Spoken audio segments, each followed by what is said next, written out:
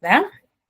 Entonces, buenas noches, bienvenidos a nuestra sesión de hoy. Voy a compartirles la pantalla para empezar la clase. ¿Bien? Permítanme, les comparto.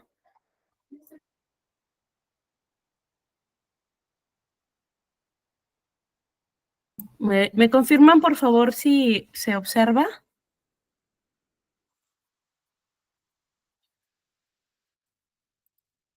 A ver. ¿Sí se observa? Ok, ya está. Yo veía la pantalla en negro, pero sí se veía, ¿verdad?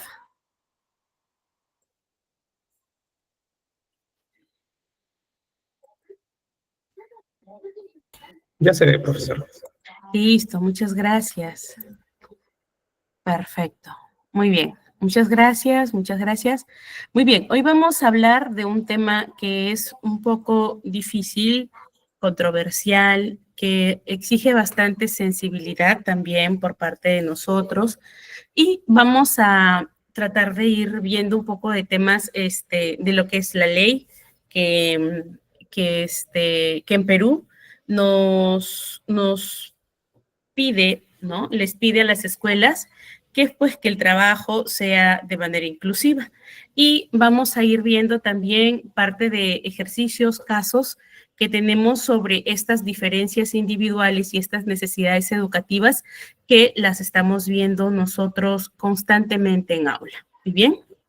Entonces, sin más preámbulo, vamos a dar inicio a nuestra clase el día de hoy. Muy bien, miren, aquí vamos a trabajar dos temas. Uno que es las necesidades educativas especiales y el otro tema que es las diferencias individuales. Para ir haciendo una introducción, las diferencias individuales son todas las características que tenemos nosotros como individuos que nos hacen diferentes uno de otros.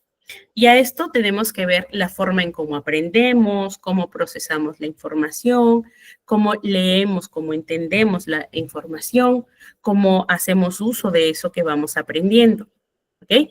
El ritmo de aprendizaje, los métodos de estudio, todo eso tiene que ver con las diferencias individuales. Pero las necesidades educativas especiales van un poco más allá y se refiere a estas características que es como que parametrizan ya las necesidades de estas personas que tienen estas condiciones, ¿ok?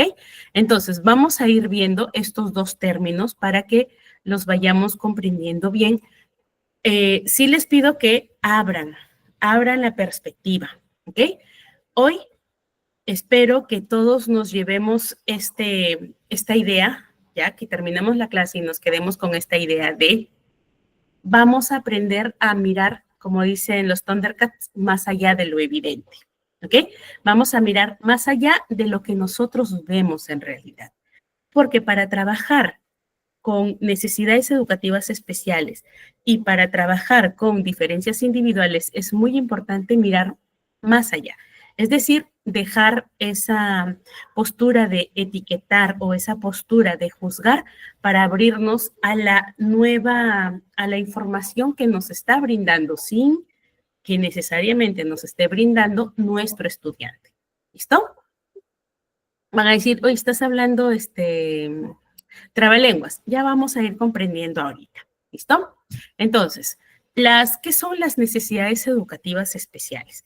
Estas NEE las vamos a considerar como necesidades en las que, o como un desafío en las que los docentes tienen que abordar el trabajo con mucha comprensión, con mucha empatía, con bastante conocimiento, porque se requieren necesidades o estrategias pedagógicas que sean inclusivas, pero también se necesita mucha disposición por parte de las escuelas para poder trabajar.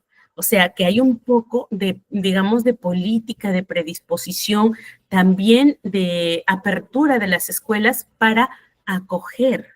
No porque una ley nos lo diga, sino porque en realidad nosotros estamos en la disposición de poder atender estas necesidades educativas especiales. ¿Ya? Medio romántico suena, pero en realidad más que tengas la capacidad, es más que tengas la humanidad para poder atender estas necesidades educativas especiales. ¿Muy bien? Entonces, este término va mucho más allá de lo que es la discapacidad física o la discapacidad cognitiva, ¿ya? Va mucho más allá. ¿Por qué? Porque lo que nos pide es que seamos inclusivos. ¿Inclusivos cómo así? La inclusividad tiene que ver con la tolerancia, con la apertura, con la paciencia, con la pasión y con la disposición que nosotros podamos brindar para poder construir el aprendizaje. ¿Ok? Justo mi hermana es docente y siempre me comenta de algunos niños con los que tiene en el aula que están dentro de estas características, ¿no? Y me dice, en realidad cuesta mucho, agota mucho trabajar con niños que no están dentro del estándar, pero se tiene que hacer. Le digo, sí sé que agota. Por eso es importante que también nosotros vayamos conociendo de estos canales que el Estado provee, no solamente para escuelas públicas, sino también para escuelas privadas, ya que el Estado provee para que se puedan dar estas adaptaciones y también para que se puedan ir capacitando los maestros, ¿ya? Capacitando el público en general. Para cerrar esta introducción, hay justo una página en Perú. Los que están en Perú pueden... Iván. Los que están en Perú pueden inscribirse en esta página y tomar cursos gratuitos, ¿ok? Y los que están fuera de Perú, los que están en otros países, bueno, intenten a ver si es que pueden inscribirse para tomar estos cursos gratuitos, pero también imagino que dentro de su país deben tener algunos programas que proporcionan esta capacitación. Por ejemplo, lengua de señas, sistema braille, cómo trabajar con alumnos con discapacidades auditivas, discapacidades físicas, y hay así un abanico enorme para poder aprender, ¿ok? Pero es importante que, como les dije, no solo que nos den las oportunidades, sino que tengamos esa disposición, ¿ok? Esa humanidad, porque esto lo que exige más es humanidad que capacidad. ¿Listo? Muy bien, entonces, vamos por lo fácil, las diferencias individuales. Les hacía un poquito en la introducción. ¿Qué son las diferencias individuales, no? ¿Qué quiere decirme con diferencias individuales? Entonces, las diferencias individuales tienen que ver con esas características que tenemos cada uno de nosotros, ¿ok? Es lo particular. Tengo alumnos que tienen dificultades con las letras, por ejemplo, leen, pero tienen muchas dificultades con la parte de lectura, de comprensión, pero en las matemáticas son buenísimos, ¿no? Yo les digo, y ustedes son muy buenos en números y les causa dificultades. Uy, si los números los manejan, que es papaya, las letras las manejan. Igual a los que tienen mucha apertura o habilidad con las letras, les digo, si manejan las letras, ya manejan los números. Es medio halago con trampa. Pero lo que tratamos de ver es que si se tienen la capacidad y han tenido la posibilidad de poder manejar un área, también pueden manejar las otras áreas. ¿Okay? Entonces, es importante que nosotros vayamos reconociendo esas particularidades. Al inicio del curso les decía, analizar cómo aprende mi estudiante. Entonces, este análisis de cómo aprenden me va a permitir identificar cuáles son estas particularidades que existen entre los estudiantes, ¿ok? Su estilo de aprendizaje, de dónde vienen, cómo es su formación, sus características, los motivos, sus motivaciones, los impulsos que ellos tienen, ¿ok? Y también para reconocer cuáles son sus necesidades educativas.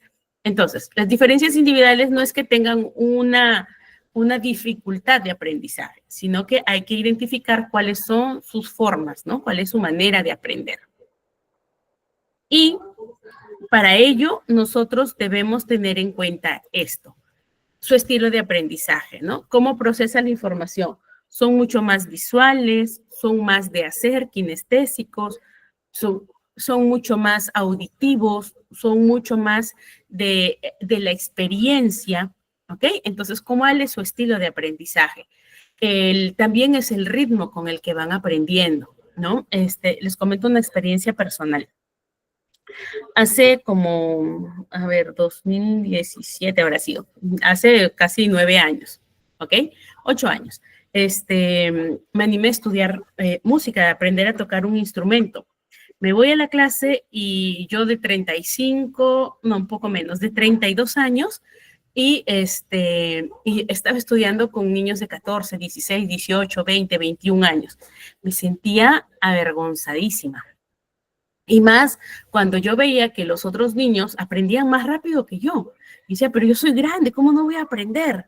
Y me equivocaba y el nervio y esto de no querer fallar, no querer quedar mal, era más grande, ¿no? Siempre hay esa sugerencia a mí me dijeron, aprende algo nuevo para que sepas qué se siente, porque de repente ya lo has olvidado. Entonces, el ritmo de desarrollo, lo que decía el maestro, decía, no es el mismo. Así que es importante que tú te concentres en cómo tú aprendes. Y la ventaja es que cuando aprendes algo, no se te olvida, ¿cierto? Entonces, tengo aquí alumnos que rápido ejecutan, pero si yo ya la siguiente clase les quiero hacer que toquen sin partitura, solo con oído, no se saben. Tienen que ver la partitura. Entonces, a mí me costaba porque no sabía leer música. Todo es de oído, pero no sé leer música o no sabía. Entonces, tenemos que ir considerando cuáles son estos ritmos de desarrollo, ¿ok? Esto tiene que ver con los factores físicos, también como los factores cognitivos. Cuando nosotros trabajamos en escuelas, tenemos que ver también cómo viene el niño. El niño es muy pequeñito para el estándar de la edad, está muy flaquito, muy desnutrido, se me duerme, ok. Este aspecto físico va a perjudicar o va a afectar el desarrollo de su aprendizaje, ¿no? De repente tengo un niño que es bien nutrido, bien todo, pero tiene muchas deficiencias o muchas dificultades para concentrarse, para aprender, es mucho más del juego, es mucho más amiguero. Ok, tiene otras habilidades, pero eso no significa que no le vamos a exigir en las competencias que necesita también desarrollar. Entonces, por eso es importante que nosotros manejemos los ritmos de desarrollo, ¿ok? Y que hagamos siempre esta salvedad o hagamos notorio esto de que, si bien es cierto, todos aprendemos a un ritmo, el ritmo va siempre marcado por el maestro, ¿ok? Siempre marcado por el maestro.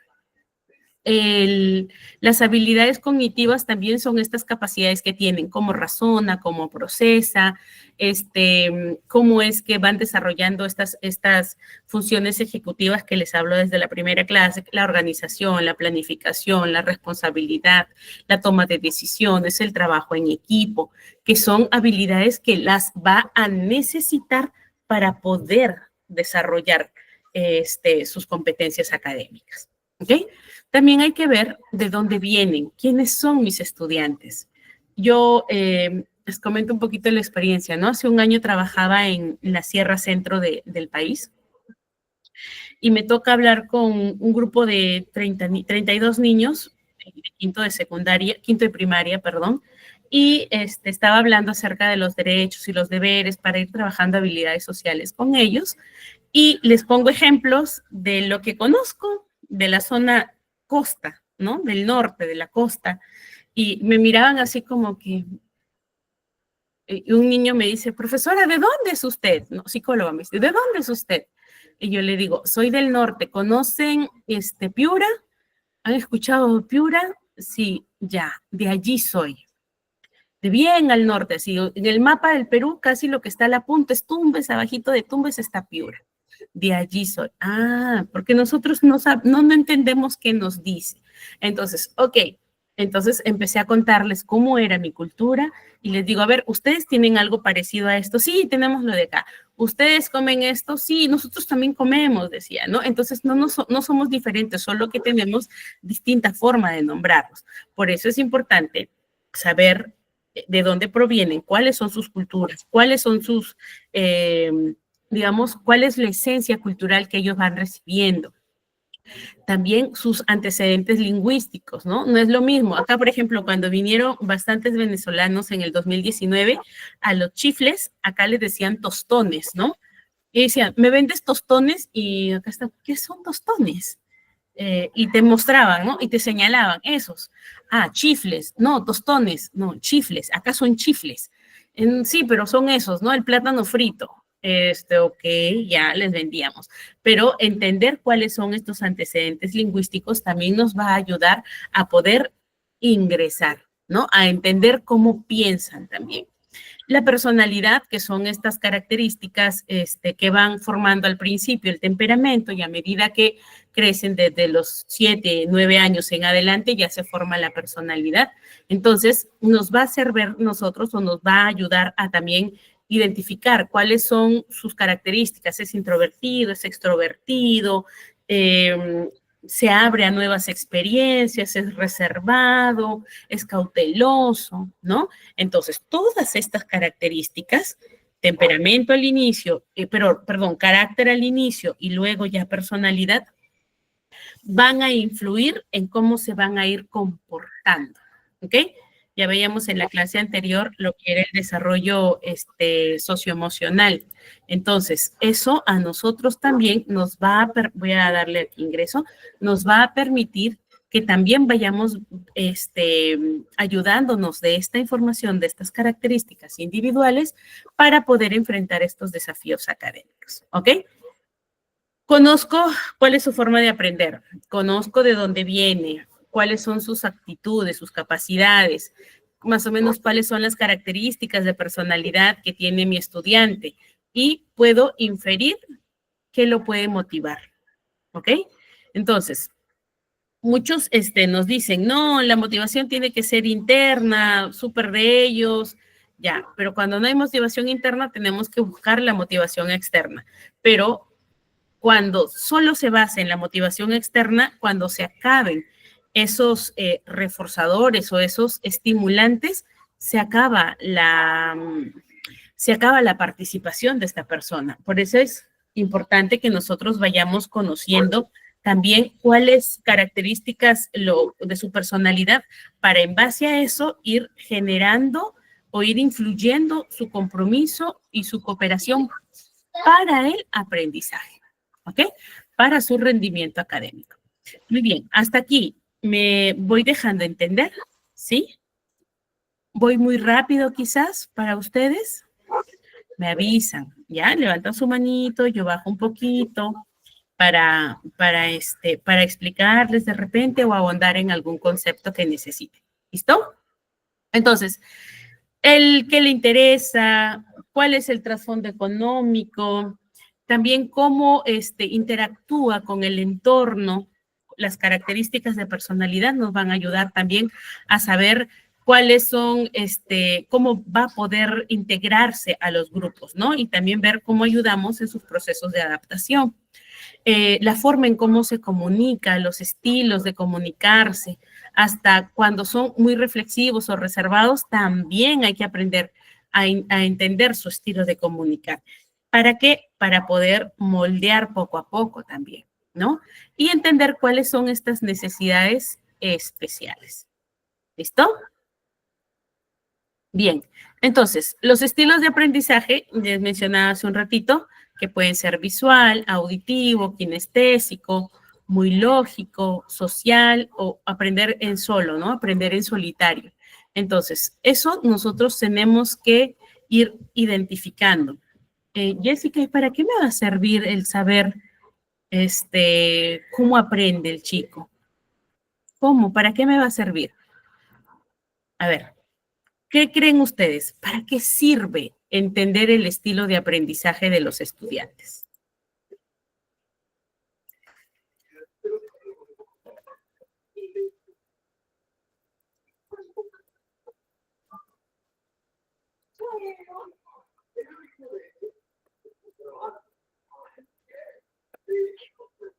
¿Alguna idea?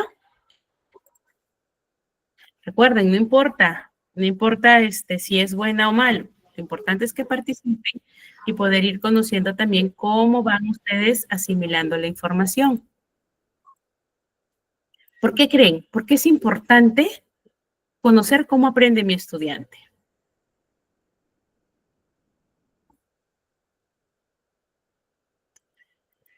¿Creen ustedes que será importante para saber qué estrategias puedo utilizar para ir variando la motivación que utilizamos para introducir los temas?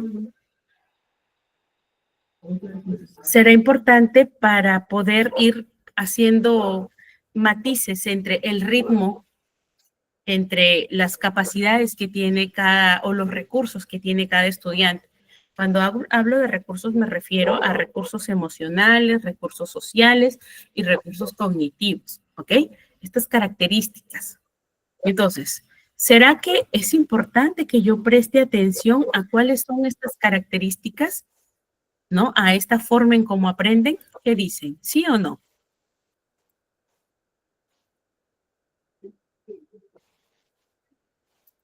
Ujú, sí, ¿verdad? Sobre todo porque esto a mí me va a permitir que adapte la forma en cómo estoy enseñando y me va a permitir a mí evaluar mi trabajo como docente. ¿Listo? Va a permitir que yo diga, ok, voy bien en tiempos, voy bien en estrategias. ¿Por qué? ¿Qué suele pasar en aula? ¿No? Creo que la clase pasada les ponía un ejemplo. Cuando, no les puse a ustedes este ejemplo. Cuando les decía, llega un alumno y me dice, profesora, yo no le entiendo este ejercicio, ¿me puede enseñar? No le entendí. Y yo le respondo, pero yo ya expliqué eso. Tienes que estar más atento. ¿Qué respuestas vamos a obtener de nuestros estudiantes? ¿Ideas?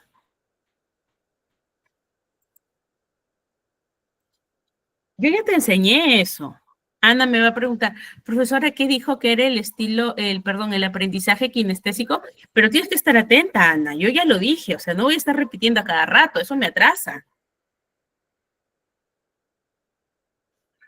Ana, ¿estaría muy a gusto aprendiendo conmigo? ¿Me preguntaría la siguiente vez? ¿Participaría?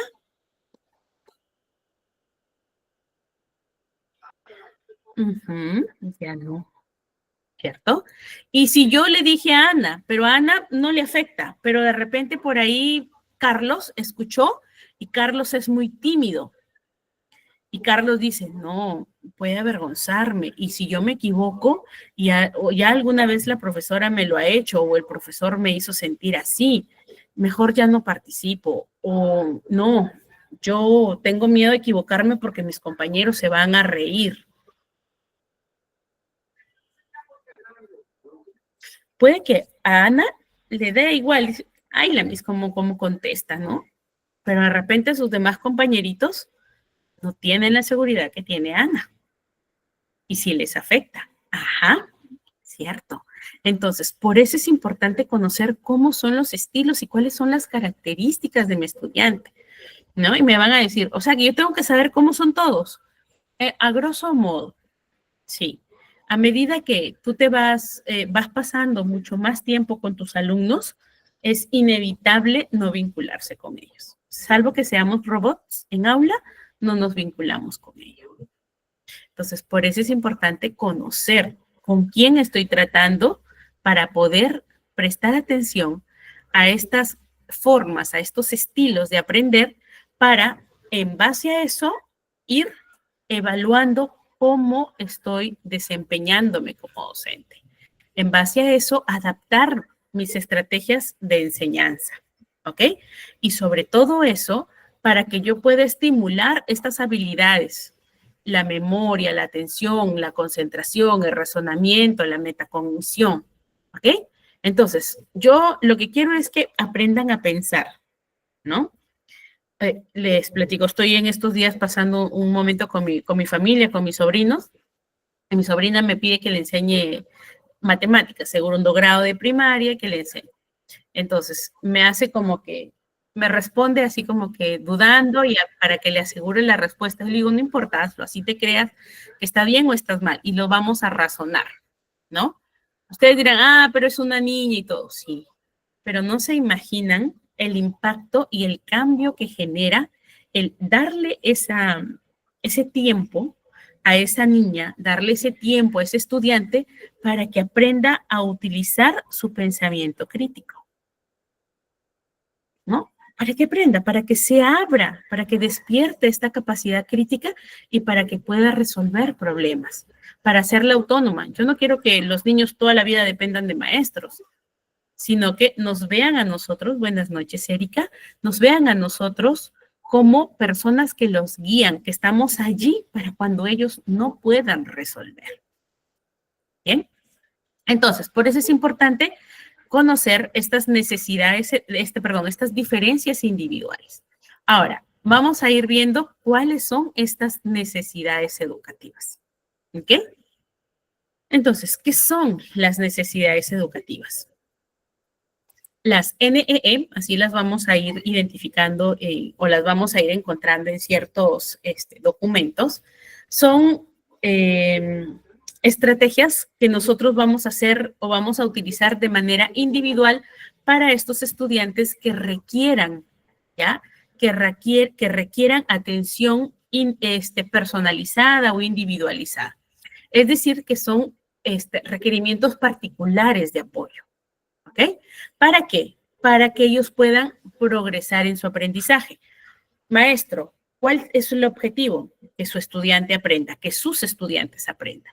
Entonces, cuando nosotros trabajamos con niños con necesidades educativas especiales, no hay que olvidar ese objetivo, que es que progresen en su aprendizaje. No importa si fue poquito lo que progresó, pero es progreso. ¿Ok? No importa, mira, tenía un niño que se me escapaba del aula, tiraba objetos, ¿ok? Muy bien, no es mi chamba, decía la maestra, pero enséñeme cómo debo trabajar en el aula para que esto no se repita. Y yo amaba a esa maestra, ¿no? De inicial. Y le decía, ok, vamos a ir al salón, tú me vas a observar cómo lo hago yo y luego me vas a hacer las preguntas. ¿Listo? Y luego lo vas a hacer tú y yo te voy a decir qué hiciste bien y qué no hiciste bien. Porque si yo te lo explico, tú me vas a decir, ah, ya, pero si lo hacemos, practicamos de frente, se te va a quedar mucho mejor. Lo vas a aprender mucho más rápido. Ya había una disposición, ¿no? Entonces, mira, este niño cuando haga esto, cuando haga ese berrinche, cuando haga lo de acá, cuando haga lo de allá, vamos a aplicar estas estrategias.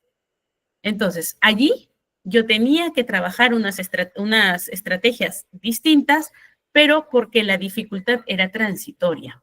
Pero ¿cómo hago cuando los factores son permanentes? ¿No? ¿Cómo hago? Yo tengo que garantizar el aprendizaje. ¿Cómo hago para que estos sean estas estrategias, este esfuerzo que voy a hacer adicional a todo el esfuerzo que se hace dentro de lo que es la educación, me sirva? ¿Ok? No sea solo un saludo a la bandera. Entonces, yo tengo que entender cuáles son estas dificultades, conocer de qué se trata, entender cómo funciona o cómo es la persona con esta dificultad permanente. ¿Listo? Muy bien. Entonces, en el Perú, ya tenemos una ley que es la 28044. ¿Okay? Es una ley que nos, que indica, ¿no? Cuáles son las condiciones que están consideradas dentro de las necesidades educativas especiales y que pide a las escuelas que se incluyan estas condiciones, ¿ya? Dentro de la educación básica regular. Ahí sí tenemos ciertos problemas, porque si bien es cierto, el Estado nos brinda canales de capacitación, no son todos los maestros que tienen la disposición, el tiempo y los recursos para poder capacitarse. Pero como les decía, esto lo que exige es que seamos más humanos que capaces. ¿Ok? ¿Por qué? Porque este es un enfoque que lo que va a pedir es que yo entienda cuál es la diversidad. ¿Listo? Estas condiciones se consideran dentro de lo que son, dentro de la ley 28044, son las discapacidades físicas, son las discapacidades sensoriales, las cognitivas, el trastorno del espectro autista, o ahora le van a llamar de otra forma, ¿ya? Ya no van a ser trastornos. Y lo que son las necesidades transitorias, ¿ya? Que son, síndrome de Down también, que no está aquí incluido. Pero son las condiciones que se consideran para identificar a los niños con necesidades o a los estudiantes con necesidades educativas especiales, porque no siempre son niños. Bien, entonces voy a hacer una pequeña pausa hasta aquí para repreguntar, chicos, para repreguntar. Hasta aquí, ¿vamos bien?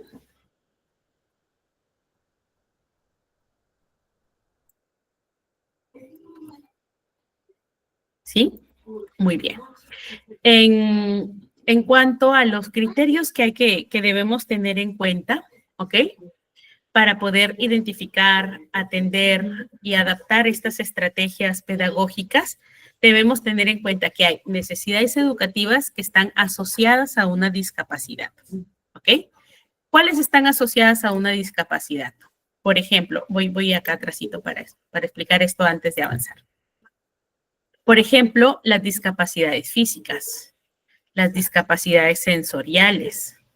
De repente, acá síndrome de Down, que puede también tener comorbilidad, ¿ok? Entonces, son necesidades educativas asociadas a una discapacidad. Y hay necesidades educativas no asociadas a una discapacidad. Y también vamos a encontrar dentro de estas necesidades que tienen que ver con la diversidad cultural y con la lingüística. ¿Listo? Entonces, vamos por acá para ir viendo cuáles son estas discapacidades del desarrollo. ¿Listo? Entonces, en cuanto a las discapacidades del desarrollo, ¿okay? A las discapacidades del desarrollo, vamos a encontrar estas afecciones que sí van a impactar en el desarrollo físico, cognitivo y emocional y social de las personas, ¿ok? Y que esto va a necesitar que se adapten las demandas, que se adapte las condiciones en las que enseñamos a las demandas cotidianas que tiene el estudiante, ¿ok? ¿Y cuáles son esas? La primera es el trastorno del espectro autista, ¿ok? Han escuchado esto, ¿verdad? El trastorno del espectro autista. ¿Sí? ¿Sí o no? Sí, muy bien. ¿Qué conocen del trastorno del espectro autista? ¿Qué idea tienen ustedes? ¿Qué es?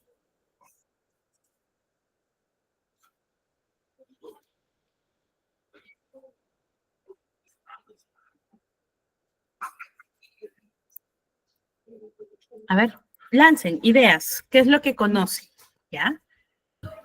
Yo lo que he entendido del espectro autista es que es el niño que vive en su mundo, no reacciona, no le gusta mucho el ruido, se altera cuando alguien lo toca, dependiendo creo que también de su estado o de su nivel, algo así es lo que yo he escuchado. Ya, algunas cosas está bien encaminada la idea, otras están por ahí como mitos, pero bien. Gracias, Erika. ¿Alguien más? ¿Qué es lo que conocemos del autismo? Ahorita lo vamos a ir conociendo, ¿ya? ¿Qué conocemos del autismo?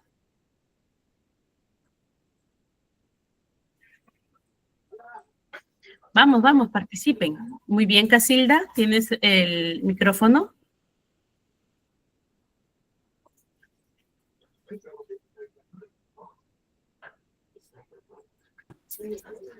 Levantaste la mano. Allá. Sí, sí, sí. Le decía, profesora, que hay niveles de autismo, Sí, grados. grados, ¿no? Sí. Carlos. Sí. Sigue, Casilda, discúlpame. Son, por ejemplo, el grado más, imagino, el más grave, es que ellos no tienen comunicación, no hablan. Necesitan acompañamiento permanente, ¿no? Así es, así es. Sí, son, en este caso, la persona necesita asistencia para todas las actividades porque su incapacidad de relacionarse les impiden que puedan generar o aprender cosas, autonomía, ¿no? Así es. Sí. Y también tienen algunos, son muy rutinarios. Si uno le rompe esa rutina, ellos se desesperan. O sea, se ponen a llorar, hacen sus, como se dice, las crisis de llorar, pueden también tener crisis de reír, ¿no? Bueno, Sí. eso es más o menos lo que sé. Muy bien, listo, gracias. También como hay Gracias cosas que también. sí y hay cosas que están como mitos, pero es dable, está bien. Vamos a ir tomándonos unos minutos más. Un ratito, permítanme.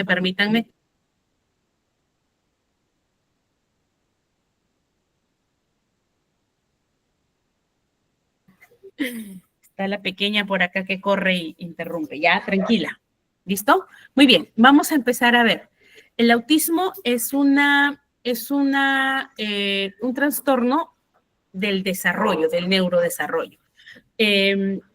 Particularmente afecta la forma en cómo esta persona se va a comunicar.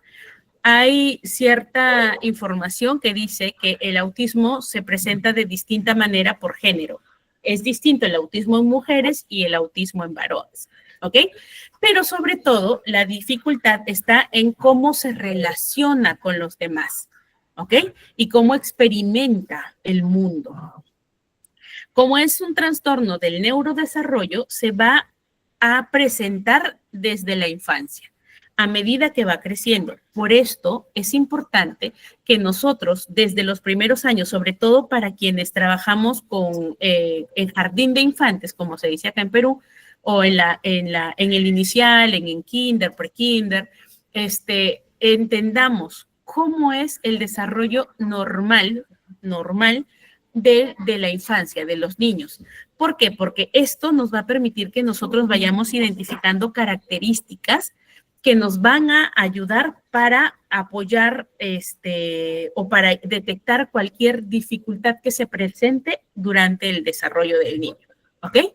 Entonces, en los primeros años no se puede diagnosticar el autismo, es a partir de los 5 años a 6 años, que se puede identificar si hay criterios o si hay características que son muy marcados y que nos hacen identificar un diagnóstico presuntivo.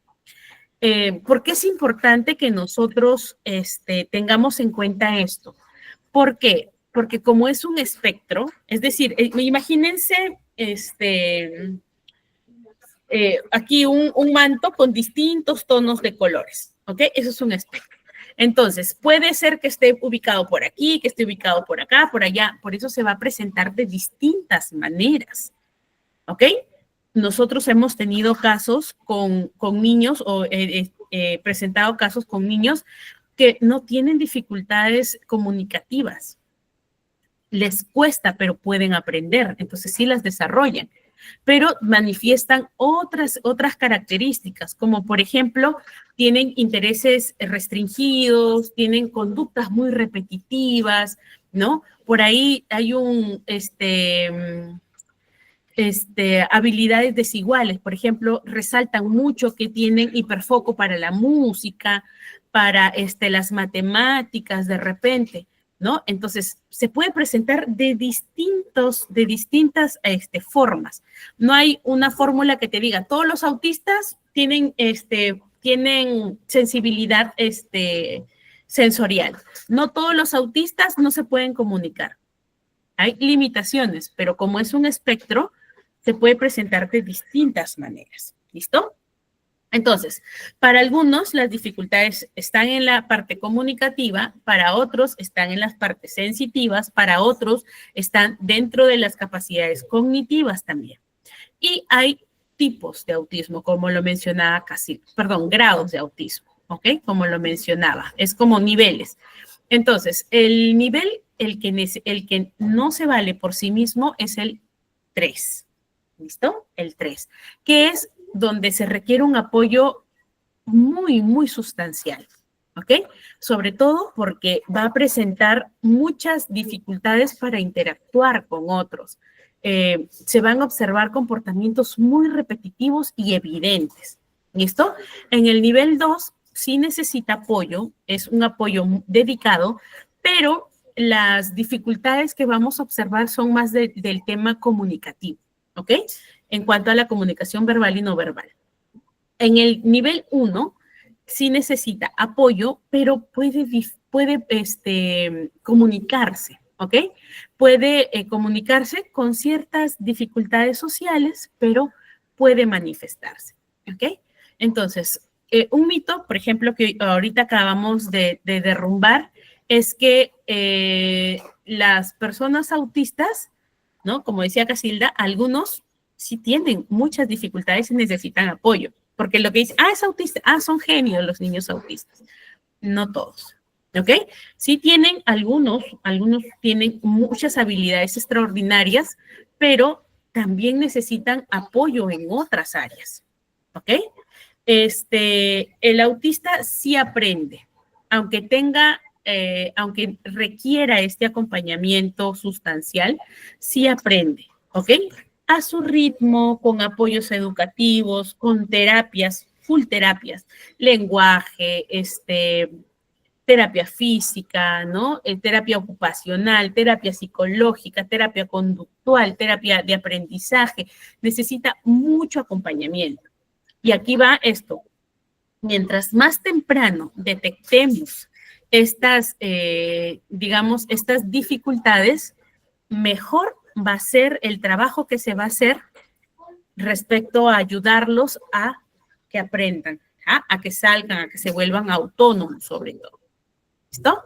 Entonces, ¿cómo se va a detectar? Jessica, ¿todos podemos decir él tiene autismo? No. Hay ciertos criterios diagnósticos que hay que cumplir y las evaluaciones, chicos, las evaluaciones las van a hacer personas que están en competencia, ¿no? Las van a hacer neuropediatras, neurólogos y neuropsicólogos, ¿ok? Pero sobre todo el diagnóstico los dan los neuropediatras y los neurólogos. Los neuropsicólogos o los psicólogos que están especializados en A2, ¿ok? Pueden hacer la evaluación y la intervención, pero no dar el diagnóstico. Dan el presuntivo, pero es un neurólogo el que se encarga de dar el diagnóstico definitivo. ¿Listo?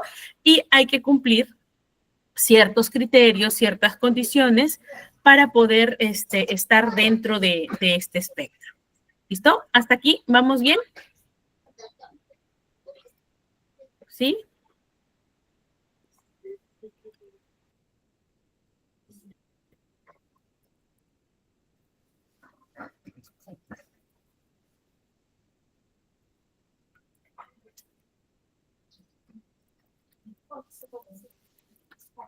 Muy bien.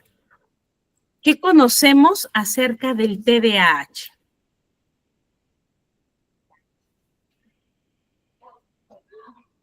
Ya está. ¿Qué conocemos? ¿Qué creemos? ¿Qué ideas tenemos acerca del TDAH? Que es el trastorno del déficit atencional y de atención e hiperactividad. Y también puede haber un mix con la impulsividad. ¿Listo? ¿Qué sabemos? ¿Qué creemos que es el TDAH?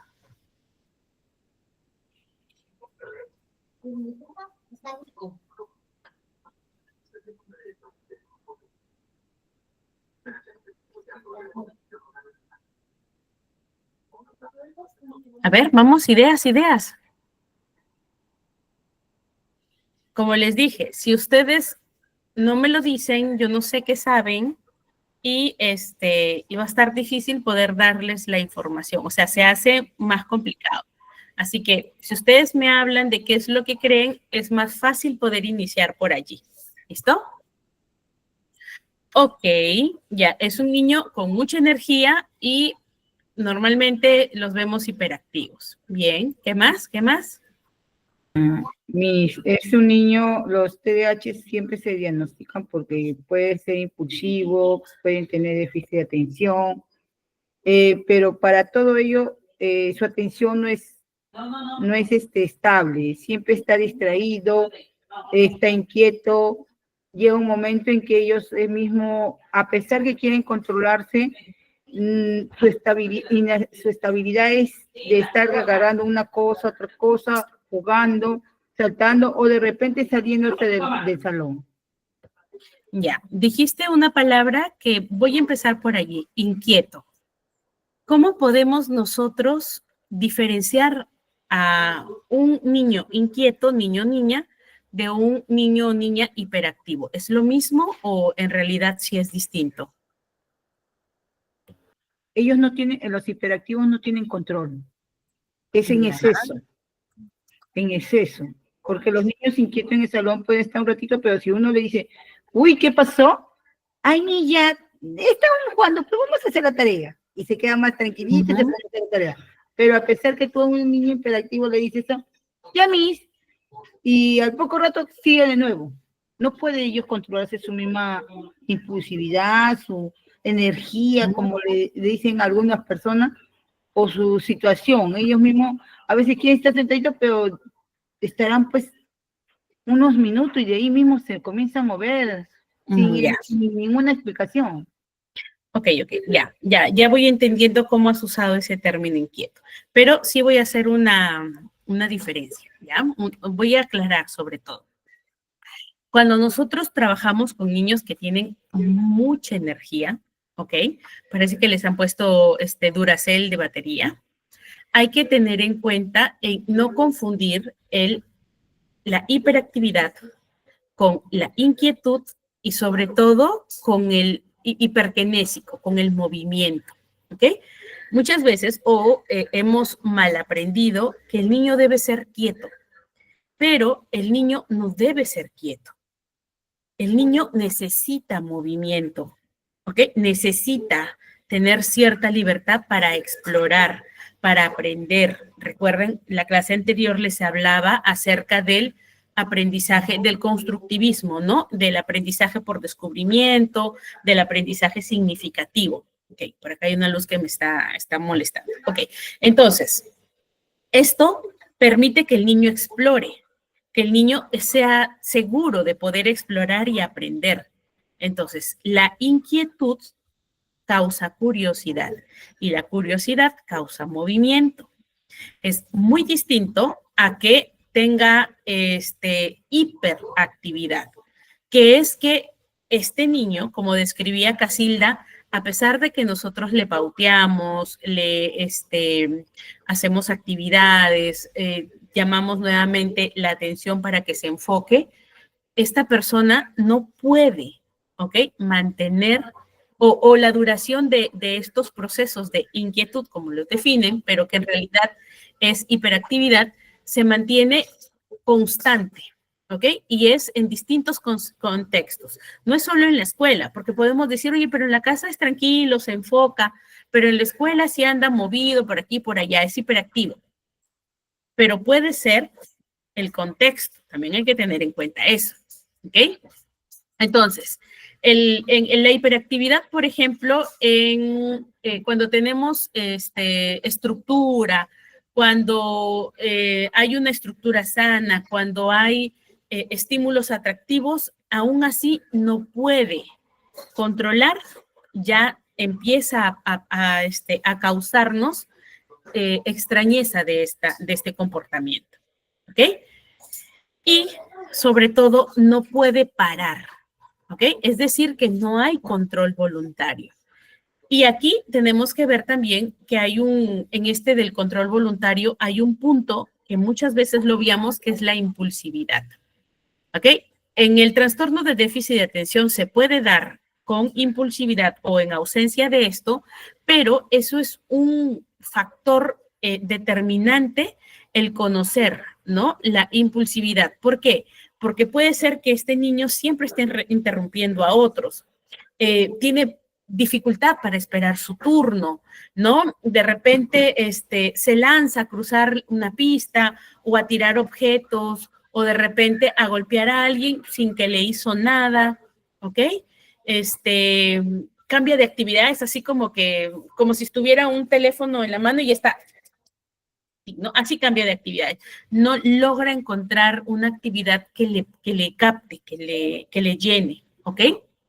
Y tiene estos cambios bruscos de emociones, ¿ok? Explosiones emocionales se le conoce. Entonces, y que muchas veces tiene dificultades conductuales. Entonces, no toda impulsividad va a indicar un TDAH. A veces son problemas conductuales, pero algunos niños pueden mostrar esta impulsividad por inmadurez, porque en casa no hay estructuras firmes o sanas, porque el niño de repente es mucho más, o está criado en un entorno negligente o abandono, o está criado en un entorno muy permisivo, ¿ya? Entonces, por estrés, por el ambiente familiar que es caótico, puede ser impulsivo, pero no necesariamente me va a tener estas dificultades de TDAH. Hay muchas cosas que están, que digo, van a influir, ¿no? Entonces, hay que tener cuidado cuando nosotros queremos, bueno, acuérdense que como docentes no se puede dar un presuntivo de diagnóstico, pero lo que podemos decir es, mire, hay ciertas características que nos están llamando la atención acerca del comportamiento de su niño. ¿Y qué debo tener en cuenta yo? Por ejemplo, tiene dificultades para reproducir o cosas sencillas, detalles muy, muy obvios. Entonces, tiene dificultades para prestar atención al detalle. ¿Qué más? Se equivoca por descuido, porque él responde, sabe, pero por descuido, por no prestar atención, se equivoca. ¿Ok? Cambia muy rápido de tareas y de juegos. Entonces, yo le hablo y parece que no me está prestando atención. O le mando a hacer actividades y en el camino ya las olvidó, se distrajo o prestó atención a otras cosas. ¿Okay? Suele abandonar tareas. La característica más común es esto de que cambia o evita las tareas que exigen o que le demandan esfuerzo mental. Y esto va a ser en actividades que son más que todo académicas. ¿Ok? Cuando se trata de hacer tareas, empieza el berrinche, empieza la impulsividad, empieza el niño que se mueve de un lado a otro. ¿Por qué? Porque son características que nos está diciendo sin hablar. A eso me refería cuando les digo, hay que estar atento a estas características que el niño nos dice sin decirnos, ¿ok? Para entender qué está pasando. ¿Ya? Entonces, la inatención es una de las características principales en los problemas de déficits atencionales, ¿ok? La hiperactividad, ¿ok? También son otra de las actividades. Por ejemplo, está que se mueve la silla, se levanta, se sienta, mueve los pies, tamboriquea, está jugando con el lápiz, ya miró por otro lado, ya se distrajo con algo, siempre lleva algún objeto para hacer, para distraerse. Ese es el movimiento en exceso, esa es la hiperactividad, ¿ok? Si le dicen que tiene que permanecer sentado, no puede, se levanta, molesta a otros compañeros, corre, salta. Entonces, en situaciones que no son adecuadas, ok, ahí tenemos marcadores de impulsividad y de hiperactividad. ¿Ok? Es como un motorcito, como un carro siempre encendido, así. ¿Ok? Otra de las características es el habla. Habla sin pausas, habla muy rápido, cambia de temas rápidamente, a veces no sigue el hilo conversacional, ¿ok? Entonces comienza, habla y habla y habla y habla y dice, oye, cállate, porque hablas en exceso, habla y habla y habla y repite y habla y repite y repite, repite. Entonces, esos son los criterios que hay que tener en cuenta. A mí esos criterios me dicen en aula, ok, aquí este niño está teniendo dificultades. No sé si es TDAH, no sé si es hiperactividad, pero sí entiendo que este comportamiento o estas características están impidiendo que él se desarrolle o que él consiga el aprendizaje. ¿Ok? Y normalmente estos síntomas o estas características las vamos a observar que aparecen antes de los 12 años. ¿Ok? Suelen aparecer entre los 3, 4 años, 5. Las notan así específicamente de 5 a 6 años cuando las actividades académicas ya no es solo juego y interacción, ya también exigen que pueda ir desarrollando estas habilidades básicas para el inicio de la lectoescritura. Y allí es cuando los vamos a notar. ¿Ok? Allí los vamos a notar. Y sí es importante que para el diagnóstico de estas dificultades sea por profesionales, por psicólogos en este caso, ya que sí van a hacer la evaluación en distintos aspectos, ¿ok? Se hace una evaluación académica, se hace una evaluación en el hogar, se hace una observación en el entorno social para identificar cuáles son estas características o estas habilidades que tiene, ¿ok? Y que le están causando dificultades de aprendizaje en la escuela. ¿Listo? ¿Hasta aquí estamos bien?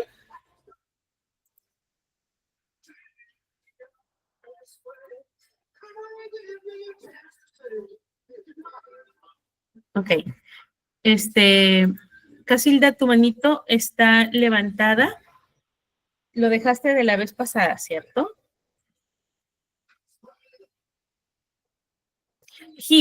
Ya recién leo, me concentré tanto en explicarles que recién voy leyendo. La hiperactividad, miren, más que de concentración, es un problema de atención. Mayor atención, mayor concentración. Es como que primero es la atención y luego le sigue la concentración. ¿Listo? No hay atención, no hay concentración. Hay un poquito de atención, hay un poquito de concentración. Mayor atención, mayor concentración. Si hay atención y hay concentración, se produce el aprendizaje. ¿Listo? Se produce el aprendizaje. Atención más concentración igual aprendizaje. Atención sola, sin concentración, no hay aprendizaje. Y esto es como, yo veo al niño que parece que me estuviera prestando atención, pero no está concentrado. Está así, pero está en su cabeza, está en otras cosas. ¿Ok? Es distinto. A ver, dice Osvaldo, en mi escuela tenía un compañero que tenía dificultades para hablar, pero aprendía rápido, pero sí se enojaba rápido. Ahí pueden ser problemas del habla, ¿no? Dificultades del habla. Y definitivamente las dificultades del habla sí tienen, o la repercusión, más que todo cae en el aspecto de su conducta prosocial o del problemas socioemocionales. ¿Por qué? Porque tiene muchas dificultades conductuales por la burla que pueda llegar a tener dentro del aula. Las dificultades del habla, que puede ser en el ritmo, en el tiempo o en la forma, sí se pueden solucionar, pero sí es un trabajo largo y es un trabajo que se hace diferenciado, ¿ok? No tiene que ver con que el niño, como no sabe hablar, no lee o no escribe, o no necesariamente. ¿Ok?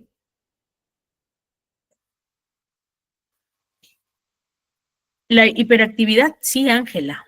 Se hacen una evaluación, ¿ya? Se hacen test para poder para poder realizar el diagnóstico.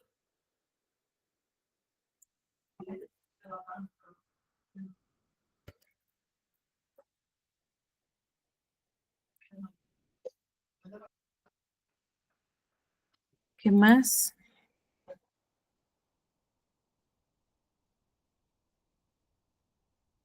La poca atención a una orden. Ya. Hay distintas formas de cómo entender esto. Por ejemplo, puede ser que yo le doy una indicación a un niño que está jugando y le doy una pauta. Yo no verifiqué si este niño comprendió lo que yo le estaba diciendo. ¿ok? Puede ser, él nunca hace caso. Ya, pero no hace caso porque cuando yo le doy la pauta, él está concentrado en otras actividades, puede que sí te preste atención, pero no se concentró en lo que le dijiste y fueron muchas pautas. Lo otro, te mira a los ojos, le explicas qué es lo que tiene que hacer y luego de un rato le dices, ¿ya está? Y dice, ¿qué? No me acuerdo qué me dijiste. ¿Ok? Allí ya noto que hay dificultades atencionales. Siguiente. Ya, al niño lo dejamos niño o niña, en el baño para que se asee. ¿Listo? Está su ropa preparada para que se aliste. Se va al baño y tú lo encuentras jugando, haciendo la baza con el jabón, mirando cómo cae el papel higiénico, o de repente se queda mirando cómo cae el agua, cuando la indicación puntual era que se lave los dientes. Entonces, allí te das cuenta que tiene dificultades. Uy, hace frío. Que tiene dificultades en atencionales, en cosas bien puntuales, ¿ok? Bien puntuales. Entonces, allí yo me voy dando cuenta. Pero, por ejemplo, si yo le digo, está jugando y yo le digo, por favor, apaga el televisor o levántate a hacer tal cosa, y el niño sigue trabajando, sigue jugando, fue mi error como adulto. ¿Por qué? Porque yo no me aseguré de clarificar si es que el niño comprendió la indicación, el niño o la niña. ¿Listo? Erika, hacen una evaluación ABA, se llama, ¿ya? O el A2, perdón, el A2, A2. A2 es ahorita, para el diagnóstico de autismo. Y se hacen más baterías, ¿ya? Se hace una evaluación a la escuela, una entrevista social con los padres, se hace una anamnesis, pero bien detallada de cómo fue el desarrollo desde el prenatal, natal, postnatal, ¿no? Del niño. Para el TDAH, se hacen, bueno, yo aplico test de inteligencias, el DIS, por ejemplo, ¿no? El DIS 4, se hace una evaluación, una entrevista estructurada para niños y también está el CASATS, ya que es un test para poder hacer la evaluación a niños y adolescentes para identificar casos de TDAH.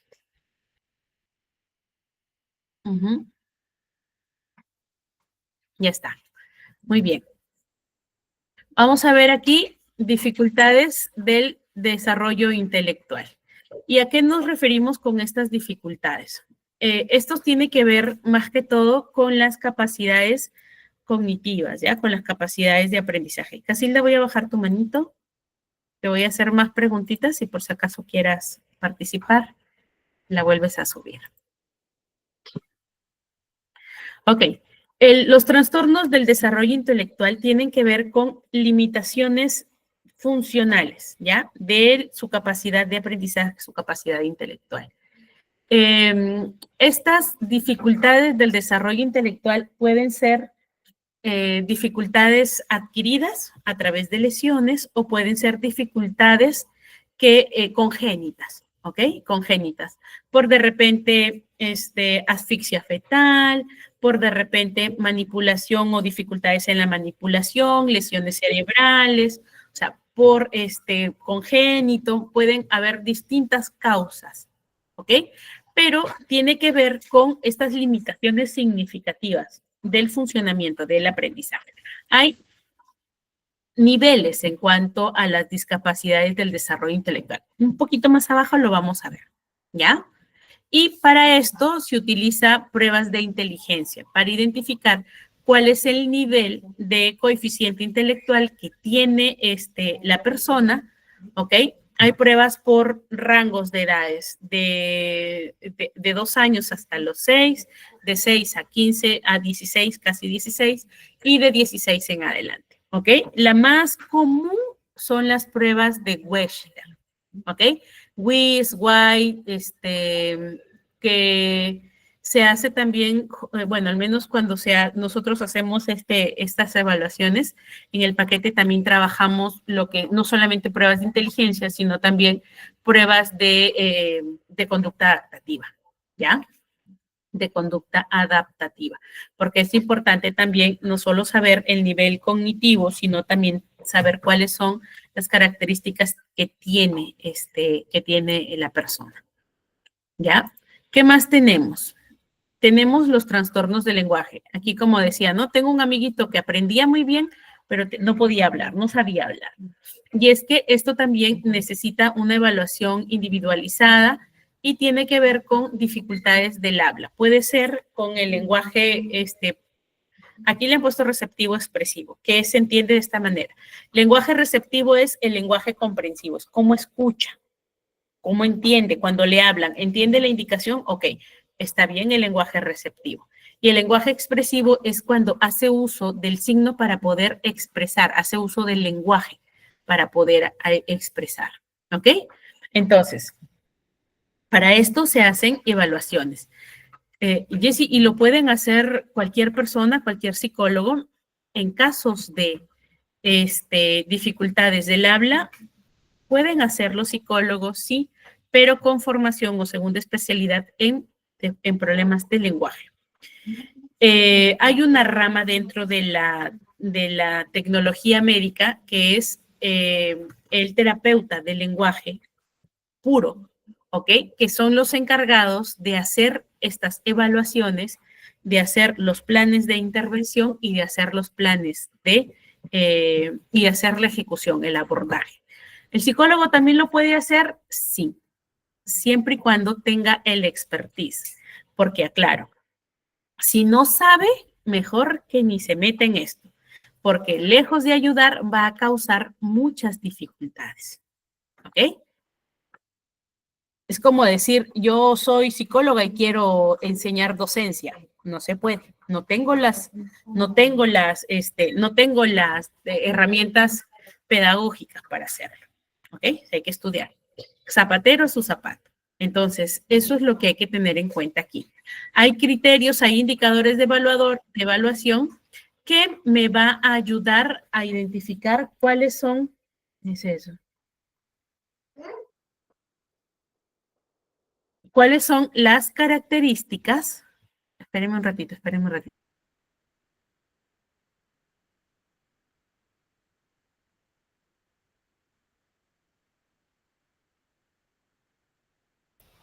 Y tiene que hacer y la identificación en qué parte, ¿ok? El lenguaje tiene muchas formas, gramática, fonética, fonético-fonológica. Entonces, hay que ser muy específico para poder identificar en qué áreas está la dificultad del lenguaje. ¿Listo? Muy bien. Otras dificultades que van a encontrar que son permanentes, ¿ok? Estas sí no son transitorias. Las dificultades del lenguaje son transitorias. Los problemas como síndrome de Down, síndrome es permanente, parálisis cerebral es permanente, ¿ok? Aunque hace unas semanas una alumna me decía, pero profesor, ¿usted ha visto esa película de los hemisferios de Lucas? Lucas tenía parálisis cerebral y a las finales sí aprendió y no sé cuánto. Y les digo, sí, puede que sí, pero son terapias alternativas y son casos únicos, ¿no? Porque son características especiales que se utilizan para poder trabajar con estos ensayos clínicos, con estas investigaciones. De que se puede mejorar, sí. De que hay herramientas o tecnología ahora que nos ayuda, sí. Pero son diagnósticos o son condiciones permanentes. ¿Ok? Entonces, el síndrome de Down, bueno, ya saben, hay características físicas que nos ayudan, que nos permiten identificar. Pero también el síndrome de Down puede tener comorbilidad, pueden estar, siempre yo digo, ¿no? Son premiados. Puede ser síndrome de Down con TDAH, puede ser síndrome de Down con discapacidad intelectual, síndrome de Down con autismo, ¿ok? Síndrome de Down con alguna discapacidad física o sensorial, ¿ok? Entonces puede haber combinaciones. Entonces, la parálisis cerebral tiene que verse más que todo con evaluaciones clínicas, se hace a través de resonancias magnéticas, evaluaciones neurológicas, para ver cuáles son estas dificultades que pueden ser motoras, pueden ser dificultades físicas, del tono muscular, de lo fino y lo grueso, ¿no? Motora fina, motora gruesa. Entonces, esto es lo que vamos a ir nosotros encontrando dentro de aula. Jessy, y en el aula sí vamos a tener alumnos que tengan parálisis cerebral. En algunas escuelas se encuentran, sí, porque hay, en cuanto a su evaluación, de repente solamente es físico la dificultad que tiene, pero no es en sus habilidades cognitivas. Por eso es que es importante, se hace la evaluación para ver si es que estos niños pueden incorporarse a la... Allá. Se pueden incorporar a la básica regular o necesariamente tienen que acudir a escuelas que son especiales, ¿no? Que son específicas, ya específicas, no básica regular, sino que son escuelas de aprendizaje, de enseñanza específica para la condición que tienen. ¿Qué más vamos a encontrar? Vamos a encontrar las discapacidades intelectuales. Aquí vamos a desarrollar un poquito más ya de los niveles de discapacidad intelectual. Entonces, esto es una escalerita, ¿ya? Imagínense, el promedio es 90, 70 a 90. Ese es el promedio, es la base, ¿ok? Sobre la base podemos encontrar de 90, 100, 120, que son los dotados, ¿ya? Los superdotados. Pero lo promedio es 90, ¿ok? Más de 90 tienen condiciones más desarrolladas, tienen más dotación, pero de 120 para arriba son los superdotados, ¿ok? Bajo de promedio viene el primer diagnóstico, que es leve. Cuando hay esta dificultad, o sea, para entrar a la educación básica regular, con alumnos que tienen discapacidad intelectual, se acepta solo con este criterio, con leve. ¿Ok? ¿Por qué? Porque con esta condición sí puede aprender habilidades académicas básicas, sumas, restas, lectura, escritura, manualidades, ¿ok? Actividades básicas. Y incluso pueden desarrollar estas características que les van a permitir aprender oficios para poder mantenerse de forma independiente.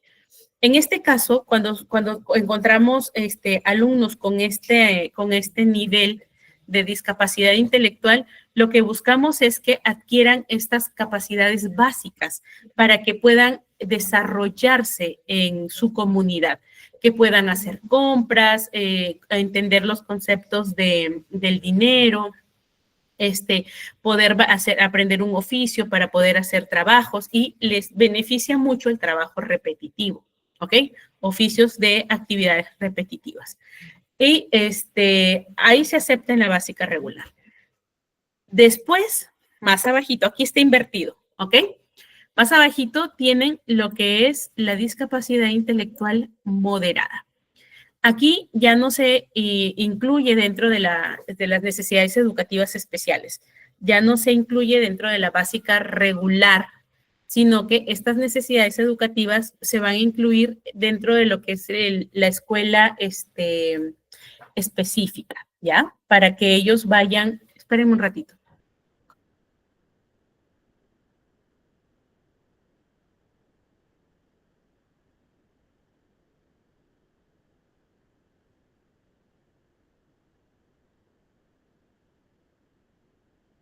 Y ahí está. Es escuela básica especial, ¿ya?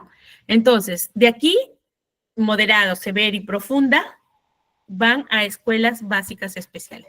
Jessica, ¿profunda también? No. ¿Por qué? Porque lo profundo, ya, en esto de aquí, definitivamente necesita apoyo constante, hay muchas dificultades físicas, médicas, por lo tanto, hay pocos casos que van a la escuela. ¿Okay? Muy poquitos casos. Lo moderado sí va a la escuela.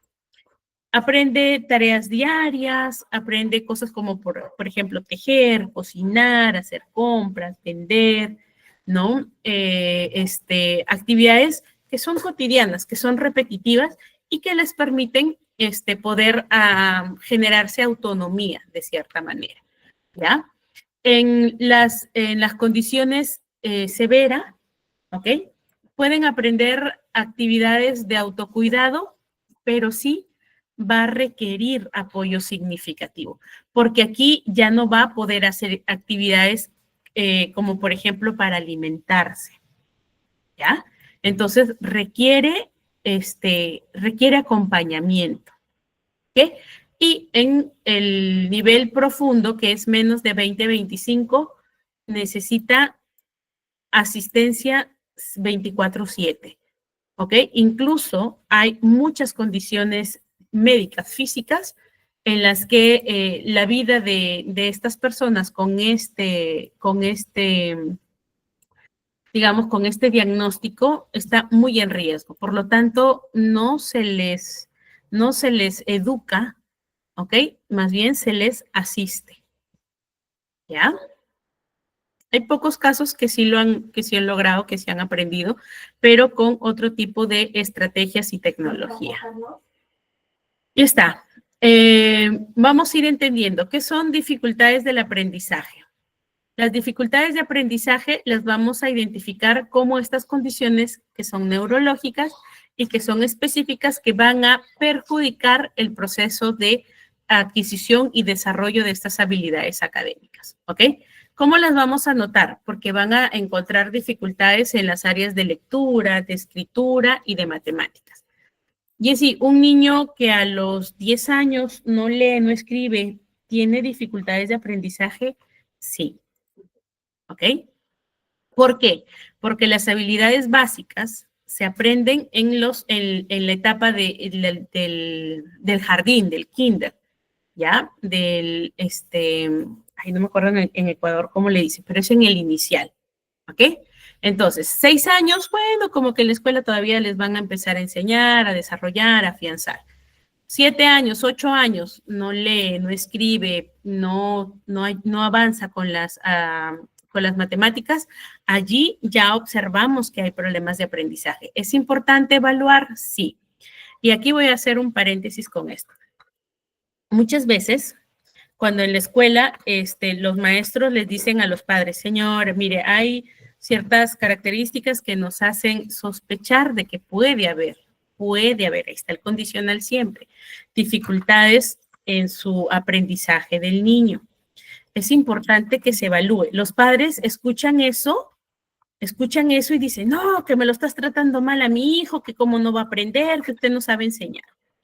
Bueno, ¿por qué el maestro solicita los informes? ¿Por qué el maestro requiere la evaluación? Porque el maestro no puede hacer el diagnóstico. El maestro no puede, no tiene la capacidad ni tiene la potestad de poder realizar estos diagnósticos, ¿ok? Ni presuntivos. Así que desde la clase pasada les decía, no asuman responsabilidades que no les compete a ustedes por su profesión. Segundo, el maestro requiere el informe porque con esto va a tener mucho más validez para poder decir, estas son las áreas en las que tiene dificultad el niño, procesamiento de información, razonamiento, de repente perspectiva, ¿no? Entonces, en esto tiene dificultades, por lo tanto yo no puedo trabajar ciertas actividades de la manera habitual y le sirve para que pueda hacer las adaptaciones, ¿ok? Para que pueda hacer el cambio. Va a trabajar el mismo tema, pero de distinta perspectiva. Y lo tercero es que yo ya hice mi esfuerzo como padre, yo ya lo mandé a evaluar y ya, me dieron el bendito informe y lo llevo a la escuela. Y ahí se murió, yo siempre uso esta expresión, se murió el payaso. ahí está, se acabó mi trabajo. No. Los informes y las evaluaciones no van a ser la solución. Es el primer paso para poder ayudar desde la escuela, desde casa, desde la terapia, desde la intervención, a ayudar a que este niño con estas dificultades académicas las logre desarrollar. ¿Ok? Eso es lo importante. Y les hago esto porque últimamente tuve esta dificultad con una paciente que llega al consulta y me pide la evaluación porque en la escuela le decían mucho, lo fastidiaban y que el niño no aprende y todo. Le digo, ya, muy bien, señora, tráigalo tales fechas, vamos a empezar, mire más o menos tantos días nos va a tomar, tantas sesiones nos va a tomar y dependiendo del informe, de lo que encontremos, le hacemos el plan de intervención y me dice, ¿plan de intervención? ¿Qué es eso? Y le digo, claro, es el trabajo que vamos a hacer. Yo le diseño el plan de intervención, si usted gusta, y ahí sí, usted ve si lo hace con nosotros o busca otro centro o busca otro terapeuta que pueda hacerlo. Pero el informe no va a solucionar. Y le hacía esta comparación. Es como, a usted le duele el estómago. Y se va al médico para que el médico le diagnostique o le diga qué es lo que le pasa. Y el médico le dice, este es su tratamiento, señora. Usted dice, ya, me voy a mi casa y no tomo la pastilla y sigo con mis hábitos y se cura. No. ¿Por qué? Porque el médico no va a hacer solo el trabajo con verlo. Se tiene que trabajar y eso es importante. Ustedes que están en la parte de aula, de escuela, es importante que hagan esa sensibilización con los padres. No es el informe solamente para yo no fastidiarlo, es el informe para saber cómo vamos a trabajar con su niño y cómo vamos a enfocar el trabajo para poder lograr que este niño desarrolle sus habilidades. ¿Ok? El plan no es que el niño se vuelva un erudito de la noche a la mañana. El plan es ayudarle a que estas características o estas habilidades que no las tiene desarrolladas, las logre desarrollar para que, dependiendo de la condición académica que tenga o de la evaluación que tenga, poder hacerlo independiente y autónomo. ¿Ya? Entonces, para eso es importante, no es porque los fastidiemos, es porque es importante para saber qué abordaje se va a hacer desde la escuela también. ¿Listo? Y ustedes como docentes tienen que saber comunicar. No, señores, que su hijo no aprende. No, señora, es que hay ciertas habilidades que no las tiene desarrolladas. ¿Ok? Y es importante conocer evaluación de otro profesional para saber qué vamos a hacer con su niño. ¿Listo? Y usted también entienda qué va a hacer con su niño. ¿Listo? Hasta aquí. ¿Vamos bien?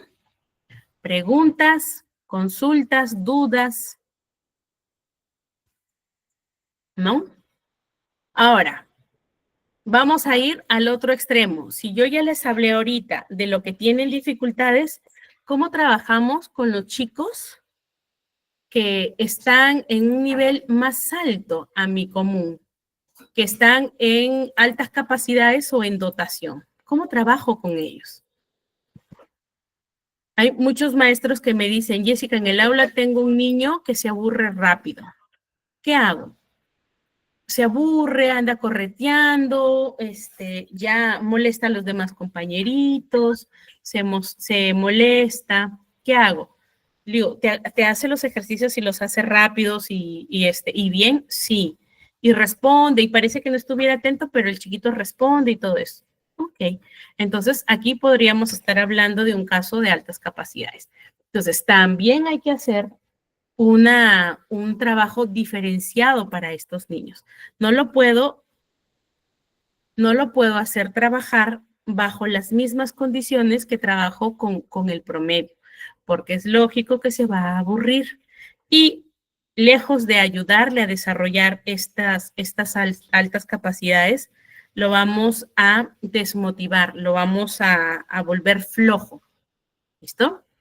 Entonces es importante estar preparado tanto para cuando requieren adaptaciones porque sus capacidades no están en el promedio, también hay que hacer las adaptaciones para cuando están en alta capacidad. ¿Ya? Con trastornos emocionales, con trastornos conductuales. ya les decía de la clase anterior, ¿no? Muchas veces pedimos que como docentes hagan un trabajo que quizás no es la competencia, pero sí es importante que aprendan a manejar este tipo de situaciones. ¿Por qué? Porque en el aula es donde pasan más tiempo los niños y es allí, mediante la interacción, mediante el roce que tienen con los otros niños, es donde ellos van a aprender lo bueno y lo no tan bueno, lo que les beneficia y lo que no les beneficia conductualmente. Así que es importante comprender cuáles son estas condiciones, estas dificultades que puedan tener a nivel social, a nivel familiar y también dentro del aula. Porque ustedes van a decirme, ¿no? Oye, a veces hay niños que vinieron muy bien, controlaban, manejaban muy bien el trabajo y de pronto comenzaron a portarse mal.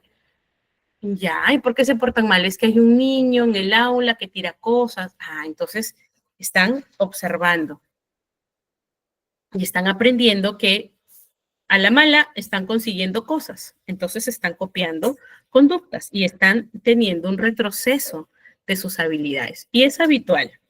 Y es habitual. Por eso es importante que nosotros sepamos atender, ¿ya? Identificar esto. No es malcriadez, es un desborde y aprender a atenderlo para poder evitarnos todos estos problemas. ¿Ok? ¿Qué más tenemos? Muy bien. Aquí les voy a, bueno, yo ya les he ido hablando un poquito de esto, de cómo se hace el trabajo, con un poquito de las experiencias que tengo en consulta. Entonces, cuando se identifican algunas características que están afectando el desarrollo académico de los niños, lo que se hace es solicitar la evaluación inicial. El docente, ¿qué es lo que hace? Observa y detecta y dice, oye, mira, aquí hay cosas que no están cuajando. Por favor, evalúa. Va al psicopedagogo o va al psicólogo educativo. Ellos van a decir, ah, sí, hay ciertas cosas que de repente se puede prevenir, o sea, se puede hacer el abordaje mediante la prevención, se hace desde la escuela. No, no necesita prevención, ya es un problema que está, se tiene que hacer la intervención. Entonces, se deriva. Por eso es que se solicita la evaluación multidisciplinaria. Luego, si es que tiene algunas dificultades, se hace de acuerdo a la identificación de esas necesidades educativas especiales o diferencias individuales y se deriva a los profesionales especializados. Ya les hablé neuropsicólogos, terapeutas especializados en trastornos del espectro del neurodesarrollo, tecnólogos médicos, ¿ok? Terapeutas ocupacionales. También hay terapeutas psicomotrices. ¿La psicomotricidad la puede hacer un psicólogo? Sí. ¿La psicomotricidad la puede hacer un tecnólogo médico? No, es distinto. ¿Ok? Es distinto. ¿La puede hacer un ocupacional? No. ¿La puede hacer un rehabilitador? No. Tiene que ser una persona formada o en psicomotricidad o psicólogo. ¿Ya? Entonces, por eso se deriva a profesionales especializados. Yo les hago esta aclaración siempre porque a veces por desconocimiento y por falta de ética hay personas que hacen un trabajo que no está dentro de sus competencias. Por eso es importante investigar, averiguar si el profesional está habilitado para hacer ese tipo de trabajo también. ¿Ya? ¿Los docentes pueden hacer intervención? Sí, siempre que tengan la especialidad. ¿Ok? Jessica, pero ya tienen muchos años de experiencia, ¿cómo no lo van a hacer? Pero como les decía, no es ético cobrar o hacer el trabajo de un profesional que tiene la formación, que invirtió en su formación solo por la experiencia. ¿Ok? Entonces, ahí tiene que ver mucho la ética. Y el otro es que se hace un trabajo individualizado. No es que lo que yo uso con Pepito, con Juanito, con Paquito, lo voy a utilizar con Josecito. No. Cada uno se le hace su plan de intervención individualizado porque tiene que ver con las características o con las habilidades que necesita desarrollar. Y todo esto se hace en colaboración con los padres y con la escuela. Por eso es importante que nosotros consideremos esto. La evaluación y la intervención individualizada, el trabajo que se hace de la adaptación curricular y los estilos metodológicos que se van a utilizar para fomentar las actividades o fomentar estas habilidades que requieren de trabajo adicional. Muy bien. Entonces, hemos llegado al final de nuestra clase. Ustedes van a poder ir leyendo un poco más la presentación y van a irse dando cuenta que ya les he puesto algunos ejercicios de lo que yo les he venido explicando anteriormente cuando estaba haciendo cuando les estaba comentando y enseñando de qué se trataban estas dificultades. ¿Ok? Hasta aquí. ¿Me dejé entender? ¿Sí? Perfecto. ¿Qué aprendimos hoy? A ver, para terminar ya la clase, le voy a robar un par de minutitos a Pati. ¿Qué aprendimos hoy? Coméntenme. No aprendí nada, Jessie. Sí, aprendí a diferenciar esto. Sí, mira, ¿sabes qué? Me di cuenta que de repente yo estaba juzgando ciertas características. Entonces, es importante, no se preocupen, es una pregunta retórica. Es una pregunta que ustedes van a hacer la respuesta individual. ¿Qué aprendí hoy? ¿Qué me llevo hoy de esta clase?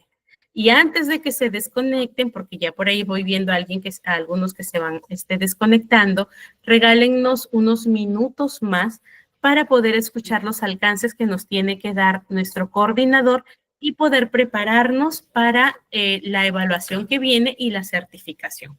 Muy bien.